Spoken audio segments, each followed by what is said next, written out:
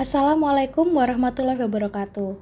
Perkenalkan, nama saya Lira Desika Suradi Putri dengan NIM G00240082 dari kelompok B7 Fakultas Kedokteran Universitas 11 Maret Surakarta. Di sini saya akan mempresentasikan laporan 1 anatomi blok 1.2. Di sini saya akan membacakan kasusnya. Daniel adalah seorang siswa SMP. Ia sempat tertusuk paku saat bermain di lapangan dan hanya membilas dengan air mengalir. Setelah itu, dia mengaku sulit menggerakkan rahangnya dan terasa kaku tak bisa membuka mulutnya. Dari kasus tersebut terdapat soal. Soal pertama yaitu jelaskan tentang anatomi mandibula dan fungsinya secara lengkap. Di sini telah ada preparat mandibula. Nah, bagian-bagian dari mandibula yang pertama yaitu ada korpus mandibula. Di bagian sini. Ini adalah korpus mandibula.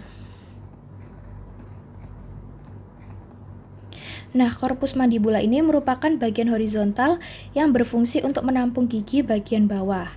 Nah, di bagian ini ada pars alveolaris. Di sini.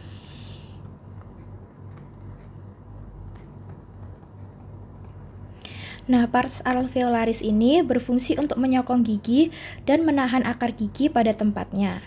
Selanjutnya ada ramus mandibula. Sini.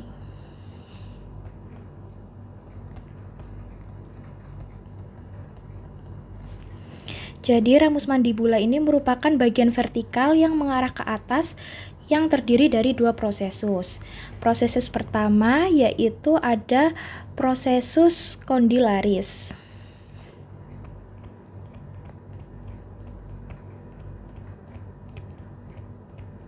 Nah, prosesus condylaris ini berfungsi sebagai sendi dengan tulang temporal di tengkorak. Lalu yaitu ada prosesus coronoideus.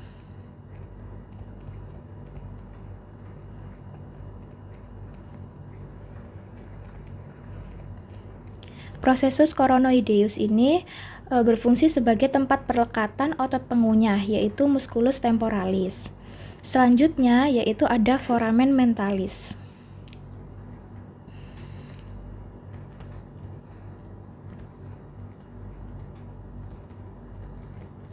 Foramen mentalis ini terletak di bagian depannya korpus dan dia berfungsi sebagai tempat keluarnya saraf dan pembuluh darah ke daerah dagu. Lalu setelahnya ada angulus mandibula.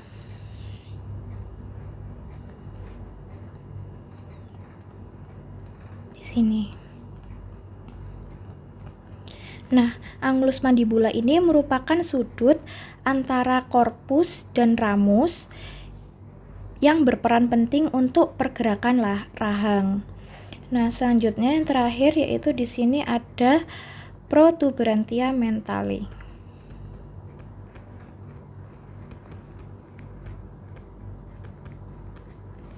Nah, ini merupakan tonjolan mental yang merupakan bagian dari tulang mandibula untuk membentuk dagu.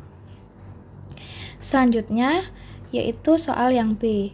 Jelaskan penyusun musculus masticatores beserta fungsinya dan inervasinya. Jadi, musculus masticatori ini adalah kelompok otot yang berperan penting dalam proses pengunyahan. Nah, kelompok otot ini terdiri dari beberapa musculus penyusun. Yang pertama yaitu ada musculus temporalis di sini.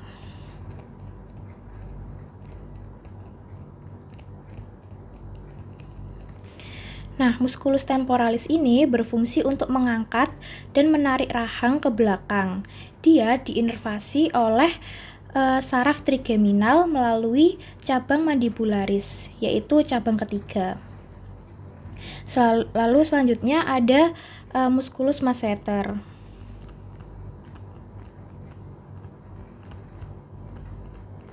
Nah, musculus masseter ini berfungsi untuk menutup mulut dengan kuat dan menggerakkan rahang ke atas. Musculus masseter diinervasi oleh saraf trigeminal melalui cabang mandibularis, yaitu cabang ketiga. Lalu selanjutnya ada musculus pterygoideus medialis di sini.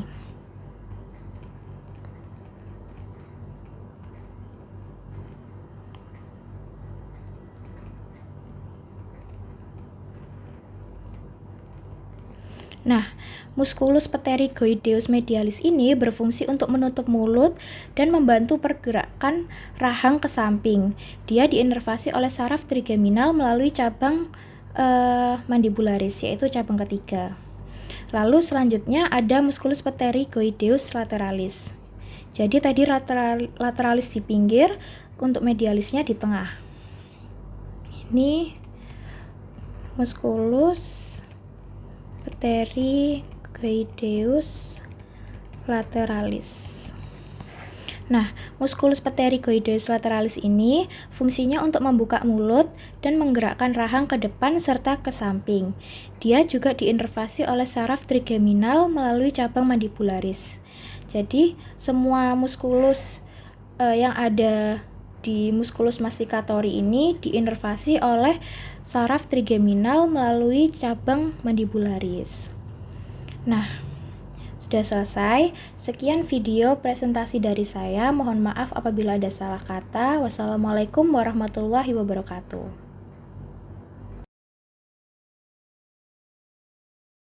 Assalamualaikum warahmatullahi wabarakatuh.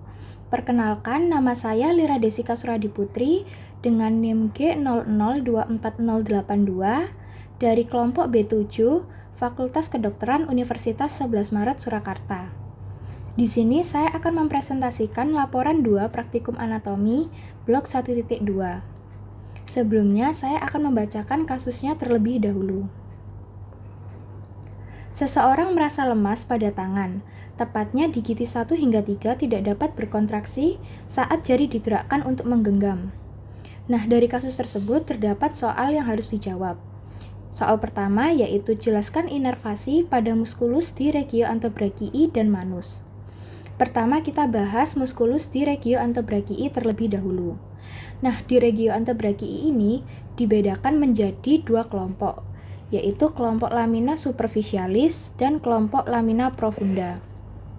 Nah, di kelompok lamina superficialis ini terdapat 5 musculus, di mana 4 diantaranya diinervasi oleh nervus yang sama, yaitu musculus pronator teres, musculus flexor carpi radialis, musculus palmaris longus, dan musculus flexor digitorum superficialis.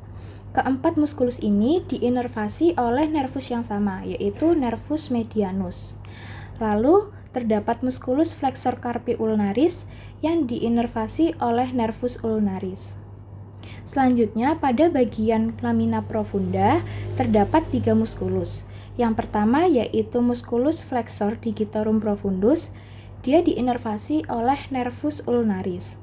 Lalu ada musculus flexor pollicis longus dan musculus pronator quadratus. Nah, kedua musculus ini diinervasi oleh nervus yang sama, yaitu nervus interosseus anterior. Selanjutnya kita beralih ke regio manus. Nah, di regio manus ini juga dibedakan menjadi 3 kelompok. Yang pertama yaitu musculi tenaris. Nah, di musculi tenaris ini membentuk peninggian eminensia tenaris. Di sini terdapat 4 musculus, di mana 3 diantaranya diinervasi oleh nervus yang sama, yaitu musculus abductor pollicis brevis, musculus flexor pollicis brevis, dan musculus opponens pollicis. Ketiga musculus tersebut diinervasi oleh ramus recurrens nervus medianus. Lalu terdapat musculus adductor pollicis. Nah, musculus adductor pollicis ini diinervasi oleh ramus profundus nervus ulnaris.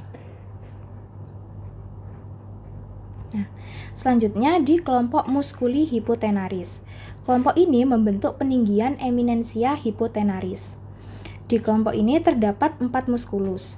Yang pertama yaitu musculus palmaris brevis, dia diinervasi oleh ramus superficialis nervus ulnaris. Lalu ada musculus adductor digiti minimi, musculus flexor digiti minimi brevis, dan musculus opponens digiti minimi. Nah, ketiga musculus ini diinervasi oleh ramus profundus, nervus ulnaris. Lalu selanjutnya di kelompok musculi intermedii manus.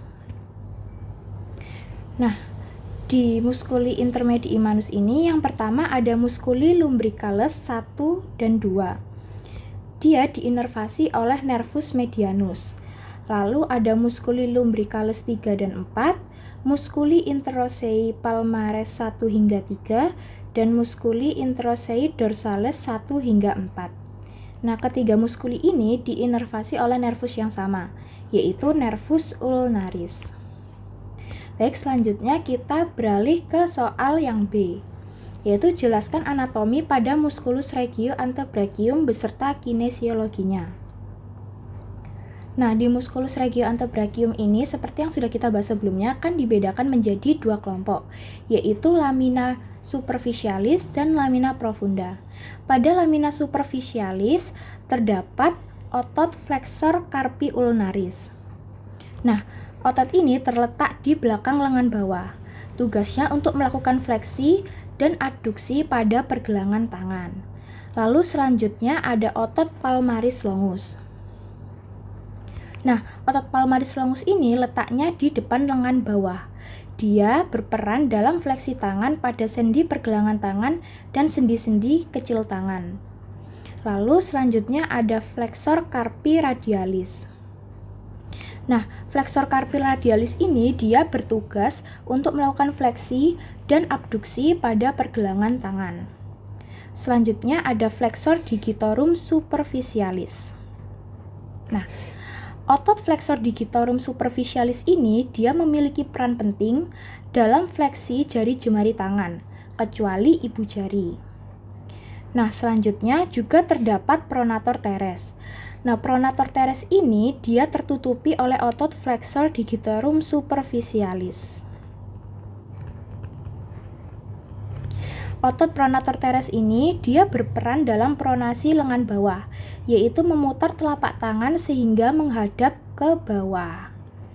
Nah, selanjutnya kita beralih ke lamina profunda. Nah, di lamina profunda ini terdapat otot flexor digitorum profundus.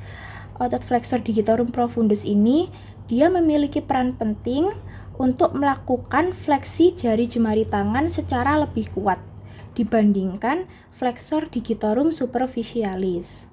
Lalu ada flexor pollicis longus. Nah, otot flexor pollicis longus ini dia berperan untuk fleksi ibu jari tangan. Lalu selanjutnya juga terdapat pronator quadratus.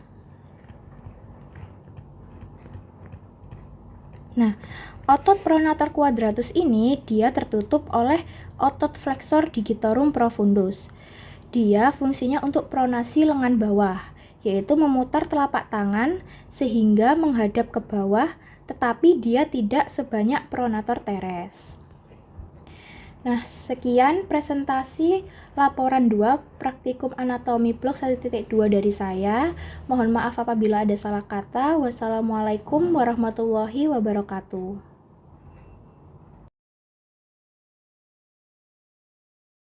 Assalamualaikum warahmatullahi wabarakatuh. Perkenalkan, nama saya Lira Desika Suradi Putri dengan NIM G00240082 dari kelompok B7 Fakultas Kedokteran Universitas 11 Maret Surakarta. Di sini saya akan mempresentasikan laporan 3 praktikum anatomi blok 1.2. Sebelumnya saya akan membacakan kasusnya terlebih dahulu. Seorang pria 23 tahun mengalami cedera lutut saat bermain futsal. Ia merasakan bunyi krek dan lututnya terasa tidak stabil. Setelah kejadian, lututnya membengkak dan sulit digerakkan. Dari kasus tersebut terdapat soal. Soal pertama yaitu jelaskan anatomi penyusun artikulasio genu yang lengkap. Nah, artikulasio genu atau sendi lutut ini merupakan sendi kompleks yang terletak di antara os femur, os tibia, dan os patella. Artikulasio genu sendiri terdiri dari beberapa penyusun. Yang pertama yaitu tulang atau osa. Nah, pada tulang terdapat os femur. Os femur ini memiliki dua kondilus. Yang pertama yaitu kondilus medialis femoris. Dia letaknya ada di daerah medial atau yang dekat dengan tubuh. Lalu terdapat kondilus lateralis femoris. Nah, selanjutnya ada os patella. Os patella atau tempurung lutut ini berada di antara dua kondilus femur. Nah, dia bergerak maju mundur selama gerakan fleksi dan ekstensi. Fungsi utamanya adalah sebagai pengungkit otot-otot yang mengaktifkan sendi lutut. Lalu selanjutnya ada os tibia. Nah, os tibia ini dia juga memiliki dua kondilus, yaitu kondilus medialis tibia yang terletak di daerah medialis dan kondilus lateralis tibia yang terletak di daerah lateral. Lalu penyusun selanjutnya yaitu ada meniskus. Nah, meniskus ini merupakan bantalan cakram yang terletak di antara os femur dan os tibia. Bantalan ini berfungsi sebagai penyerap goncangan dan meningkatkan luasan permukaan kontak antara tulang-tulang sehingga mempermudah gerakan lutut. Nah, meniskus ini juga ada dua, yaitu meniskus lateral yang terletak di daerah lateral ini, serta meniskus medial yang letaknya ada di daerah medial. Lalu penyusun selanjutnya yaitu ada bursa. Nah, bursa ini merupakan suatu kantong yang berisi cairan untuk mengurangi gesekan antara tulang, otot, tendon, serta memungkinkan gerakan yang lebih luas. Terdapat bursa suprapatelar, lalu bursa prepatelar, bursa infrapatelar, dan pes anserin bursa. Nah, selanjutnya yaitu terdapat ligamen. Ligamen yaitu penghubung antar tulang.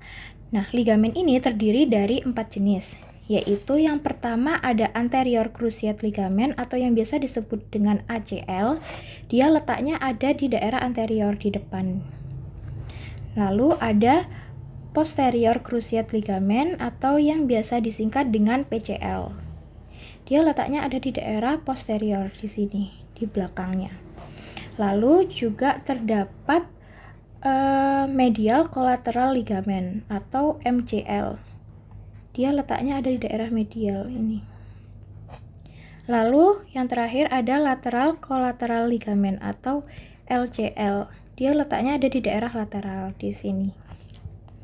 Nah, penyusun selanjutnya yaitu ada muskulus atau otot. Nah, muskulus ini dibedakan menjadi dua. Ada yang berperan sebagai flexor genu.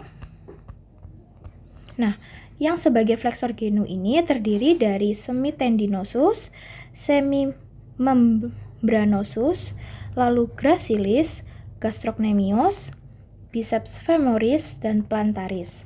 Lalu yang berperan sebagai extensor genu yaitu ada tensor fasciae latae, ellipsoas, pectineus, adductor longus, gracilis, sartorius, rectus femoris, vastus lateralis, dan vastus medialis. Selanjutnya kita lanjut ke soal yang nomor 2, yaitu jelaskan ligamentum yang memperkuat artikulasio genu. Nah, seperti yang sudah dijelaskan sebelumnya, ligamentum artikulasio genu ini kan terdiri dari 4 ligamentum. Yang pertama ada anterior cruciate ligament atau ACL. Dia letaknya ada di daerah anterior atau di daerah depan di sini. Nah, dia itu melekat pada area intercondylaris anterior tibia di sini. Nah, fungsinya adalah mengendalikan gerakan maju dan rotasi os tibia serta menjaga agar os tibia itu tidak bergeser ke depan, terutama saat berputar. Lalu ada posterior cruciate ligament atau yang biasa disingkat dengan PCL. Dia letaknya ada di area posterior di belakang ini. Nah, dia itu melekat pada area intercondylaris posterior tibia dan fungsinya untuk menjaga tulang kaki agar tetap pada tempatnya. Lalu juga membantu lutut bergerak maju mundur. Nah, PCL ini juga membantu mencegah cedera pada sendi lutut dengan menahan pergeseran yang berlebihan. Selanjutnya, yaitu medial collateral ligament atau yang biasa disingkat dengan MCL. Dia letaknya ada di daerah medial di sini. Bentuknya yaitu pipi dan lebar. Dia melekat pada condylus medialis femoris di sini dan condylus medialis tibia di sini. Nah, fungsinya adalah menjaga stabilitas articulatio genu dan memungkinkan lutut berputar. Selanjutnya yang terakhir yaitu ada lateral collateral ligament atau yang biasa disebut dengan LCL, ada di daerah lateral. Dia melekat pada condylus lateralis femoris dan condylus lateralis tibia. Fungsinya adalah menjaga stabilitas articulatio genu dan mencegah rotasi lutut yang berlebihan. Nah, kita lanjut ke soal selanjutnya, yaitu jelaskan anatomi os femur. Nah, os femur sendiri dibedakan menjadi 3 daerah atau 3 bagian. Yang pertama ada epiphysis proximal. Lalu ada diaphysis dan ada epiphysis distal. Kita lihat di bagian anterior atau bagian depannya dulu. Di epiphysis proximal ini terdapat kepala atau yang biasa disebut dengan caput femoris. Lalu terdapat fovea capitis. Lalu terdapat leher atau yang biasa disebut dengan column femoris. Nah, lalu terdapat trochanter mayor. Lalu ada trochanter minor. Nah, di antara dua trochanter itu, yaitu trochanter mayor dan minor, terdapat garis yang disebut dengan linea intertrochanterica. Selanjutnya kita beralih ke daerah diaphysis. Nah, di daerah diaphysis ini terdapat corpus femoris.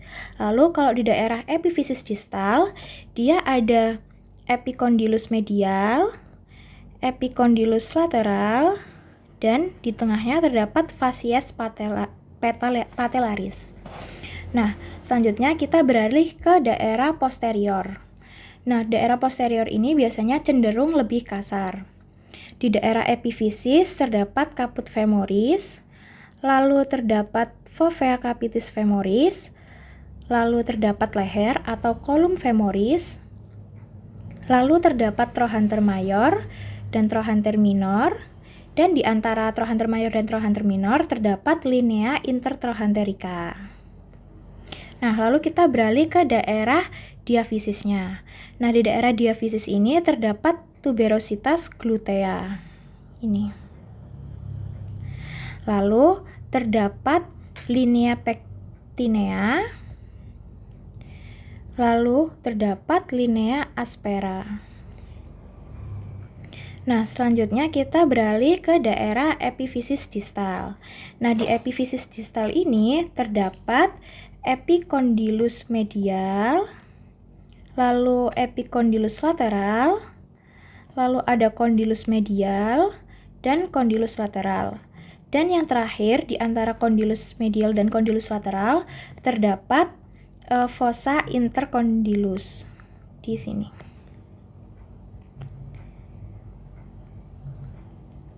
Nah, sekian presentasi dari saya. Mohon maaf apabila ada salah kata. Wassalamualaikum warahmatullahi wabarakatuh.